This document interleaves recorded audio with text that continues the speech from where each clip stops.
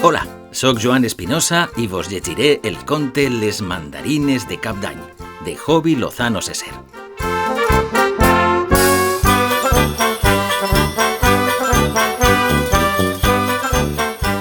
Ell creia que Nadal, a la Xina, era una altra cosa fins que van passar 10 anys i es va adonar que el Nadal xinès era una versió escadussera, deslluïda de la festa que recordava. A Xangai, res s'assemblava al desembre valencià o almenys al tipus de celebració familiar que enyorava any rere any, sobretot perquè no havia tornat encara a casa per festes. «A l'hivern impossible», li deien entre renecs. «Que estàs boig? Estem en el punt àlgid de la producció. No sé què vos passa als occidentals, amb les dates i els sentimentalismes. Els homes de veritat no estan fets de tanta enyorança». I Wang, mut, serrava les dents mentre li recordaven que el seu nom i també la seua persona havien passat a ser-ne uns altres en mandarí. Un llenguatge diferent, un home distint, més assenyat, més seriós, menys somrient i eixerit. Potser era pel tarannà del país, la política d'empresa, el ritme de vida a la gran ciutat, l'estrès excessiu o vés a saber per què. Què en quedava, doncs, del Joan original? Ho cavilava moltes nits des de la terrassa de l'apartament. No debades, des del pis 56è del complex residencial de Pudong on vivia, podia distingir com les primeres garlandes engalanaven les façanes dels grans magatzems, mentre els avets lluminosos poblaven les avingudes i algun balcó discret. Entremig, grans pantalles amb pares Noel tan somrients com panxuts que convidaven la concurrència a beure cervesa o a menjar hamburgueses de pollastre fregit. El Xangai nadalenc era un Xangai més comercial i salvatge que de costum. Ni rastre del cristianisme que inspirava la celebració, sinó solament el deix consumista i despreocupat que transformava la megalòpoli en un entramat molt més impersonal que el que es vivia a la primavera o a l'estiu, precisament les estacions en què havia tingut l'ocasió de tornar a casa. Vacances de 10 dies o 2 setmanes a tot estirar, on el fet de retrobar-se amb els seus li aportava l'energia suficient per encarar la temporada següent. Per festes, això sí, feia pols el telèfon. Escoltava els àudios dels seus i els reproduïa fins a memoritzar-ne les frases i els significats. Era el moment del dia en què s'apoltronava al sofà i veia com el besllum dels gratacels veïns se'n passava el capvespre. Xangai no dormia mai i ell només ho aconseguia amb infusions relaxants i píndoles per al descans. A l'hivern se li feia més costeruda la manca de serotonina, sobretot quan constatava que tampoc podria tornar a casa un any més. Per això, escoltar tantes vegades el missatge de sa mare i les seues cavilacions tants quilòmetres enllà. «Com ho portes, Joan? Tenim moltes ganes de veure't. Just ahir parlàvem de tu. La teua germana va vindre i vam muntar l'arbre. Com que el pare havia fet foc, vam aprofitar per torrar costelles i pa dur que teníem al rebost i vam acabar sopant tots junts. Vam torrar cebes i carxofes i Anna va dir que les volia molt torrades, com tu. El xiquet sempre pregunta per son tio. Al final creurà que vius dins la pantalla. Com que sempre fem la conferència amb el mòbil, Pau està molt fadrí. Pel març farà 9 anys i diu que quan siga major vol anar a veure son tio a la Xina. Ell pensa que estàs prop, la criatura. Ara tot és el comboi de les festes i la il·lusió dels regals. Sa mare no vol que li comprem cap videojoc perquè després s'hi enjogassa molt i no fa els deures. Jo li dic que ara tots els xiquets són així i que fins i tot els majors hem hagut de posar-nos les piles amb això de la tecnologia. Ton pare ja sap gastar-lo, el mòbil, tot i que li n'hem comprat un dels que tenen les tecles grans. Està millor de l'artrosi. Saps que ell no diu res mai, però també t'envia salutacions. Al poble ja fa fred i per això no arribem mai a apagar el foc de la llar. Pels carrers fa olor de llenya i a les vesprades no avellix gens eixir de casa. Ens posem la tele i la manta i estem desvanits al sofà nou. La teua germana tenia raó, ens feia falta. Bé, ens fan falta moltes coses, fill. Només espere que passes bones festes i ens digues si enguany vens a l'estiu. T'enviem moltes besades. Et volem molt, Joan, i et trobem molt a faltar, fill. Ala, bonico. A Joan l'emocionà el tros de la gravació on sa mare li deia a son pare abans de prémer el botó. Toca, crec que s'ha gravat bé. El silenci de son pare en l'enregistrament tampoc era casual. Probablement, després d'una dècada en les antípodes de casa, la seva absència física era el que més el trasbalsava.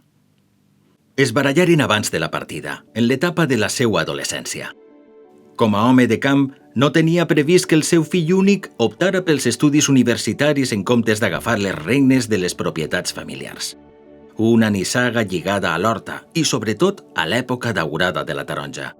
Posseïen molts terrenys i havien sabut adaptar-se als canvis del mercat, principalment quan apostaren per les varietats de mandarines en detriment de les taronges. Van ser canvis estratègics plantejats a temps i amb encert. Ben mirat, Joan pogué permetre's l'enginyeria agrícola gràcies als guanys dels períodes de bonança. Amb tot, les metamorfosis i exigències del sector no tardaren a igualir-los les previsions de futur.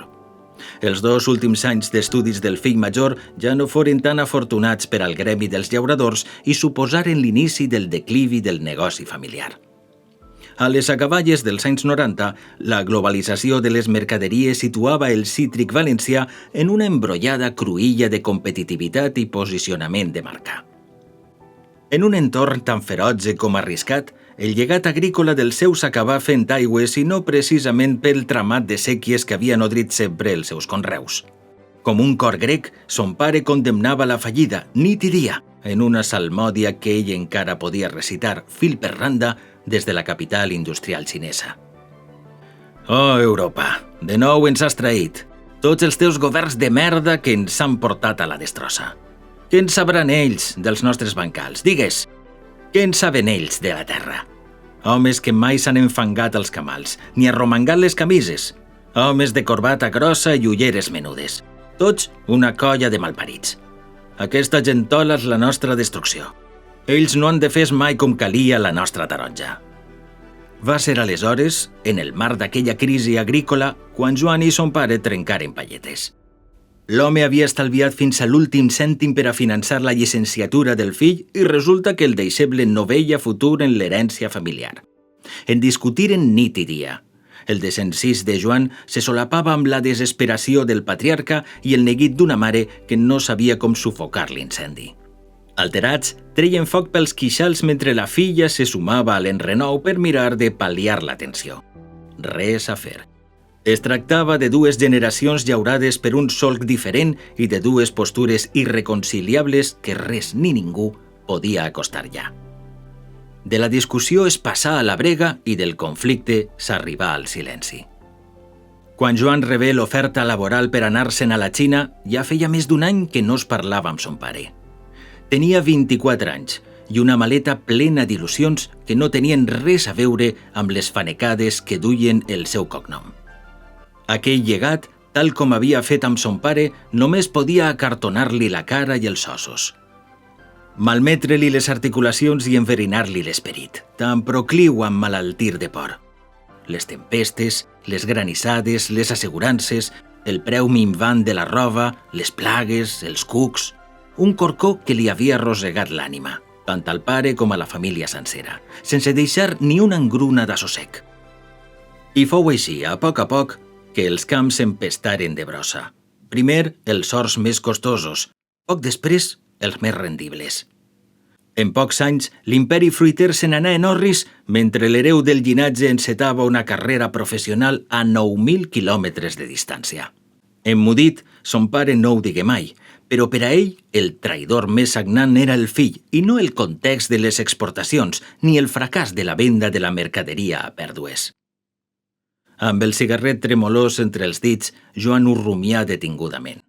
Havia pagat la pena la carrera empresarial? A 4 graus de temperatura, el fum del tabac, com una teranyina volandera, s'evaporava cap al cel grogós disfressat de baf. Al mateix temps, la barreja rovellada de la pol·lució amb les nuvolades espesses projectava la llum dels comerços que simulaven allà baix una vida de progrés. Què era al remat el progrés? S'ho tornà a preguntar rastorat. Realment havia valgut la pena? De veres? En 10 anys, malgrat la distància, a pesar del distanciament, havia percebut la pena de son pare i el seu pas d'homenot a ancià. L'ensorrament d'un mite i de tot un món rural en retrocés. Un dol en silenci, tal com el de la mare, sempre conciliadora. Tampoc no havia vist créixer el seu nebot.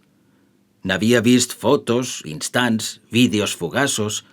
Havia fet diners i alhora havia fet muntons de mocadorets de paper al costat del llit.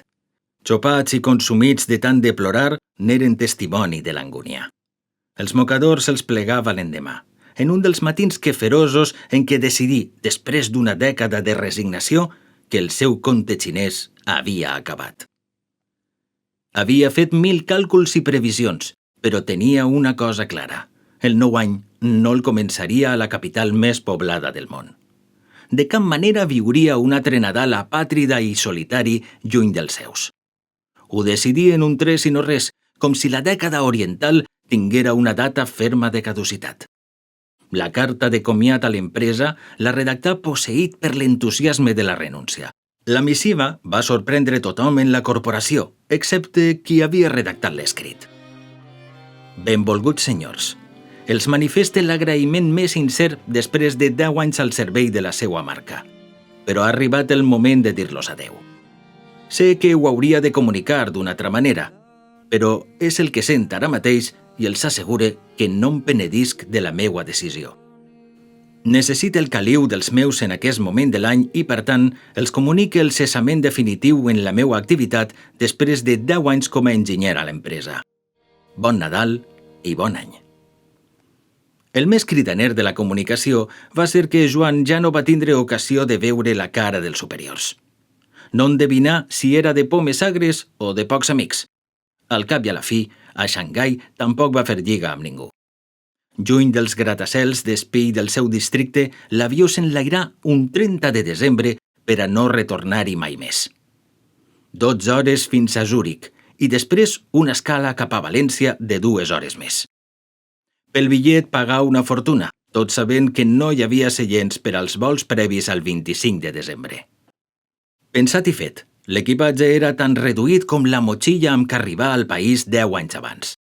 Si feia memòria, no se'n recordava de res. Potser era un altre home dret i fet el que tornava a casa, i no l'universitari que buscà les Amèriques en direcció cap a les Índies. De colp i volta se sentia assedegat de reptes i estava fart de més concessions. I si engegava de nou els conreus de son pare aprofitant l'experiència guanyada en el mercat asiàtic? I si començava de zero, ara que havia après a fer 1000 coses en aquell indòmit continent?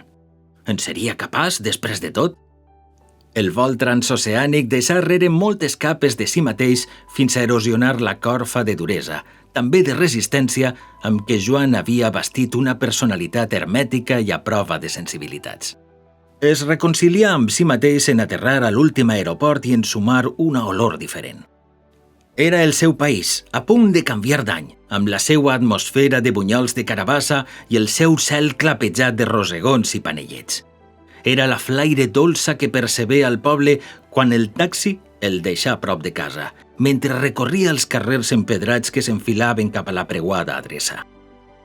Era el 31 de desembre i la vesprada s'havia mudat de festa per a l'última nit de l'any. De fet, en tocar el timbre de casa, el rebombori de l'escala augurà una sorpresa del tot inesperada. El nebot, la germana, sa mare, el cunyat i, darrere de tots, a poquit com si haguera vist un espectre, son pare.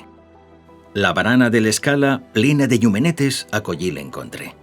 De les abraçades brollaren llàgrimes i dels sanglots esclatà l'alegria. Al rebedor de l'entrada, fins i tot les bestioles del pesebre assajaren rialles i cabrioles mentre els espetecs dels troncs a la llar corejaven una espècie de traca compassada.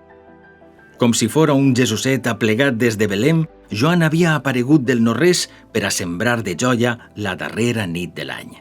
Sa mare no tenia prou mans a l'hora de parar taula. Hi havia carn rostida i dàtils amb bacó per a sopar. La germana destapà una botella de xampany, mentre el pare, encara recelós, no s'apartava del got de vi. Hi havia en ell un goig inèdit que començava a despuntar entre somriures i canapés. Ningú preguntà res, ni tampoc el nouvingut s'esplayà en explicacions que, en aquell moment, eren sobreres. Joan mirà el nebot, atrafegat amb les serpentines i els joguets, i celebrà que només per veure'l de nou ja li compensava el fet d'haver abandonat l'aventura xinesa. Del menjar passaren al brindis i després del repic de copes arribà el punt àlgid de la nit. S'acostava l'hora assenyalada, la mitjanit. Joan s'apressà a la cuina abans d'anunciar que d'aquell ritual se n'encarregava ell. Ho havia ideat durant el vol i ho executà en pelar les mandarines que sa mare tenia a la fruitera. Eren de la collita familiar, hernandines en el punt òptim de sabor i resplendor. Les pelà i dividí, i agrupà els gallons per dotzenes en una safata que després portà al menjador. Son pare, que sempre havia maleït el costum dels grans de raïm i l'oportunista i sectorial origen, s'emocionà en veure les seues mandarines com a protagonistes de la nit de Cap d'Any. Joan li feu l'ullet abans de repartir la fruita. «Pare, vostè i jo tenim moltes coses a parlar i fer enguany». Llavors, no va caldre afegir-hi res més. El primer ding-dong sonà puntual des del televisor i al carrer ressonaren els primers coets i carcasses. Cada campanada, un galló gola avall i la serenitat de restablir al si de la família el protagonisme d'un fruit que encara mereixia 1001 litúrgies. I així, entre toc i toc, les mandarines endugueren l'any vell i l'any nou, igualment, arrencà amb el regust dolç dels cítrics. De la mateixa manera, Joan rebé el mes de gener parlant valencià i no mandarí, com havia fet durant anys, en rebel·les tan sonses com descafeinades. Al cel del poble esclataren castells d'artifici ataronjats que esguitaren les teulades amb el color d'una nova era. I conta la llegenda que des d'aquella nit de Cap d'Any el costum de trossejar la mandarina i gaudir-ne els gallons a cada toc de campana esdevingué una tradició que s'encomanà als pobles veïns. I pocs anys després, a tota la contornada. Les comarques amb predomini de regadiu incorporaren el ritual i el feren tan seu com la família de Joan. Abans d'això, però, a cal nouvingut passaren més coses al llarg de la velada. Pare i fill s'abraçaren una vegada més i començaren a raonar sobre les diferències entre un país i l'altre. En apenes 24 hores, Joan no només havia creuat mig món, sinó que també havia conquerit el cor de Torrofort de son pare. Si més no, durant la sobretaula compartiren carquinyols i pastissets de moniato. Vivències i anècdotes també. Tal volta, murmurà la mare a la filla, la Gran Muralla no estava a la Xina, sinó en un lloc desconegut de la Ribera Baixa. Heu escoltat el conte Les mandarines de la nit de Cap d'Any, de Jovi Lozano Seser, un podcast del Departament de Foment de l'Ús del Valencià de la Diputació de València.